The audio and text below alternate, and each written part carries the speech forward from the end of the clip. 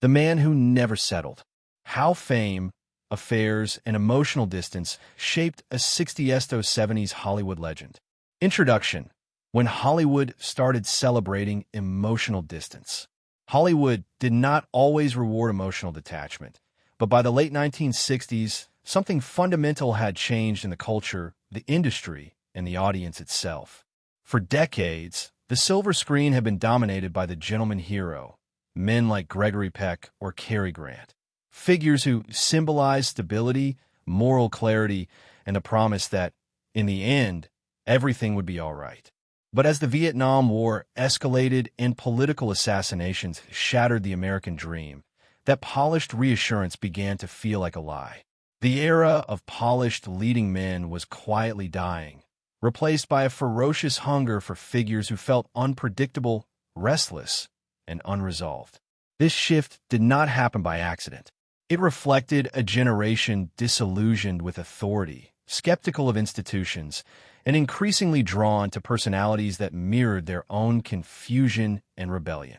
One actor emerged at exactly the right moment to embody this transformation, a man whose presence suggested intelligence without comfort, charm without safety, and freedom without responsibility. Jack Nicholson was not just acting rebellion. He was living it, and Hollywood not only allowed it, but actively rewarded it. He became the avatar for a specific kind of male fantasy. The rogue who could walk away from anything, jobs, women, expectations, and remain beloved. As you listen to this story, ask yourself something carefully. When an entire culture begins to praise emotional distance as the ultimate form of authenticity, what kind of damage does that permission create over time? And what happens to the man who becomes the vessel for that collective desire? Jack Nicholson, the slow rise of an unlikely star. Jack Nicholson did not arrive in Hollywood as a ready-made star, and that struggle shaped everything that came after. We often forget that before the sunglasses and the front row seats at the Lakers games, there was a decade of desperation. For years, he worked in the trenches of B-movies, often playing marginal characters in Roger Corman films, writing scripts for pennies, absorbing rejection, and developing a deep understanding of how fragile success really was. He watched peers rise and fall while he remained invisible. This long period of obscurity did not soften him. It hardened him. It taught him that the industry was transactional and that loyalty was a myth. By the time he broke through with Easy Rider in 1969, Nicholson was already 32 years old, ancient by the standards of the young rebel. He was emotionally guarded, skeptical of permanence, and deeply aware that affection in Hollywood could vanish overnight. His performance in Easy Rider did not just resonate because of its talent, but because it felt lived in. The cynicism on screen was not performed. It was remembered. But there was a darker, psychological undercurrent fueling this detachment, one that would not be revealed until years later. Just as he was achieving worldwide fame, Nicholson discovered a shattering truth about his own life. The woman he believed was his sister was actually his mother, and the woman he thought was his mother was his grandmother. He had been raised inside a benevolent but total lie. Ask yourself, how does a man learn to trust intimacy when the foundational relationships of his life were built on a secret? This revelation likely cemented a worldview where truth was slippery, and where keeping people at arm's length was the only way to ensure emotional survival. The architecture of a rebel, work as autobiography. As the 1970s unfolded, films like Five Easy Pieces, The Last Detail, and Chinatown solidified Nicholson's image as the thinking rebel, a man too intelligent to fully belong and too independent to submit. But if we look closer, we see that Nicholson wasn't just playing.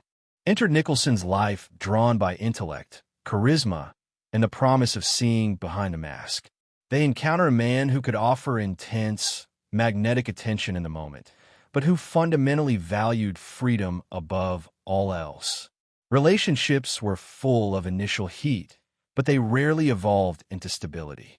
The most significant example was his long, turbulent relationship with Angelica Houston.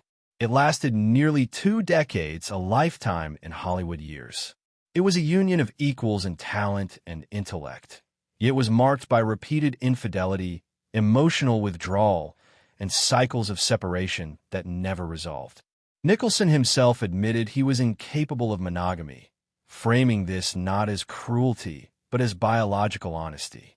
But honesty does not erase harm. The emotional cost of this lifestyle was borne quietly by the women who loved him, while the public applauded the image of the untamed genius. When he eventually fathered a child with another woman while still living with Houston, the relationship shattered.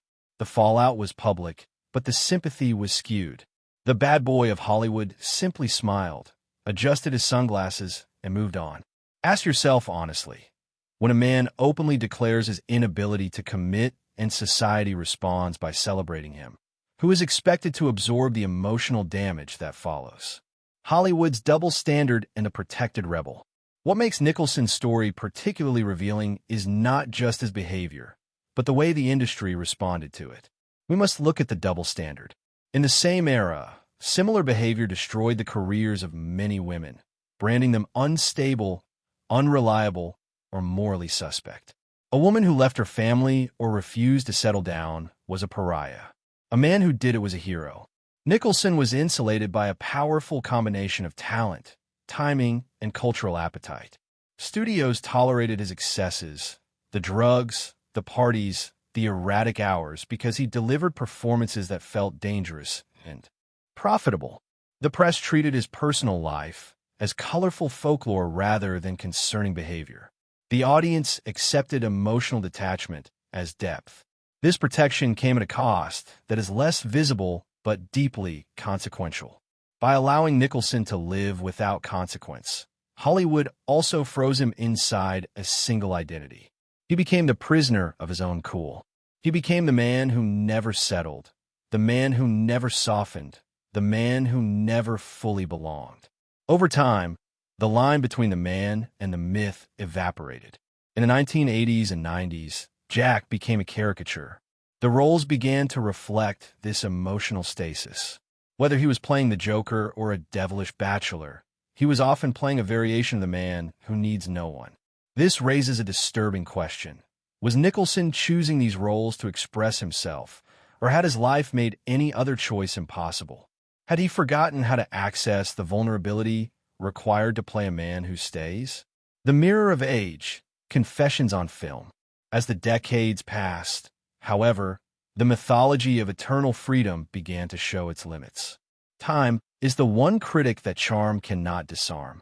In his later years, Nicholson's film choices shifted subtly, becoming almost confessional. Look at his performance in As Good as It Gets or About Schmidt. In these films, he is no longer the sexy rebel. He plays aging, isolated men who realize, with terrible clarity, that their abrasive independence has left them alone. In Something's Gotta Give, he plays an aging playboy who suffers a heart attack and realizes he has never truly known intimacy.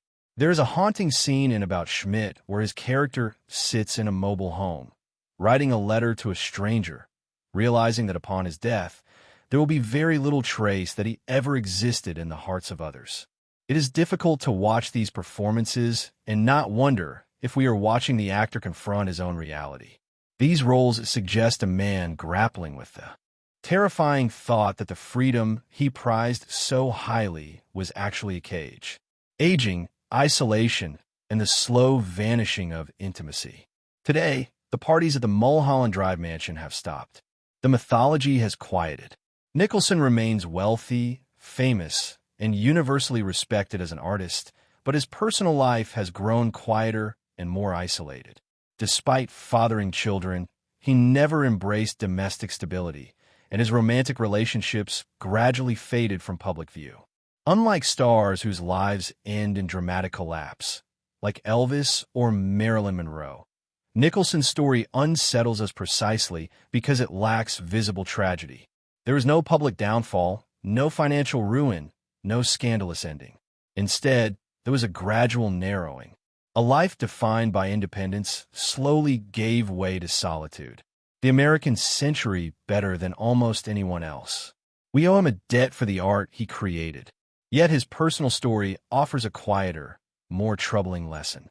It challenges the modern obsession with the Sigma male, the lone wolf, and the unattached wanderer. It suggests that while independence is a thrilling place to visit, it is a lonely place to live. Not all destruction looks dramatic. Not all damage ends in tragedy. Some lives unravel through patterns that are praised rather than questioned, until one day the noise fades and the silence becomes permanent. Nicholson did not lose everything, but he may have lost something harder to define: the ability to build something lasting beyond himself. He conquered the world, but in doing so, he may have forfeited the home. Conclusion: the star who never settled, and the price of that freedom. This is not a story about villainy or moral judgment. Jack Nicholson is not a bad man. He is a man shaped by a specific trauma, a specific era, and a specific industry. It is a story about what happens when an industry, a culture, and an audience collectively decide that emotional distance is admirable and commitment is optional. Jack Nicholson lived exactly as he chose. He took the ride. He broke the rules. He never settled. But the cost of those choices is written not in scandal, but in absence. Absence of permanence. Absence of emotional safety. Absence of roots. As we look back at his legendary life, the final question is not about Jack Nicholson alone. It is about us. It is about the heroes we choose and the lifestyles we envy. When we celebrate freedom without responsibility, rebellion without reflection, and success without intimacy, what kind of lives are we encouraging people to build? And when the cameras finally turn away and the applause stops, will that absolute freedom still feel like victory? Or will it feel like something quietly, permanently missing?